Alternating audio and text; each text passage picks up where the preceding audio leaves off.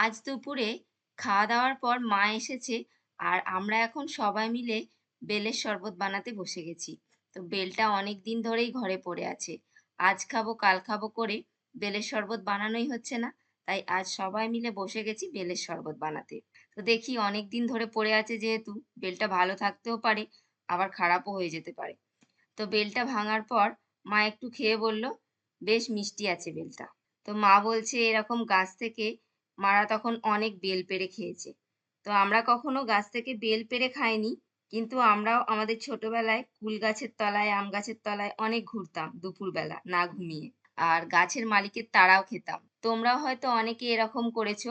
Comment করে কিন্তু অবশ্যই জানাবে। তো দেখো কথা বলতে বলতে বেলের শরবত বানানো হয়ে গেল। বেলের শরবত বানাতে তো বেশি কিছু লাগে না। অল্প চিনি আর বিট নুন দিলেই কিন্তু বেলের শরবত তৈরি হয়ে যায়। আর একটু লেবুর রস দেবো, কিন্তু দেওয়া হয়নি। লেবুর রস দিলেও খেতে কিন্তু খুব ভালো লাগে। তো আমরা সবাই মিলে বেলের শরবত খেয়ে নিলাম। আজকের মতো এখানেই শেষ করছি। তোমরা সবাই ভালো থেকো, সুস্থ থেকো। দেখা হবে পরের ভ্লগে। টাটা!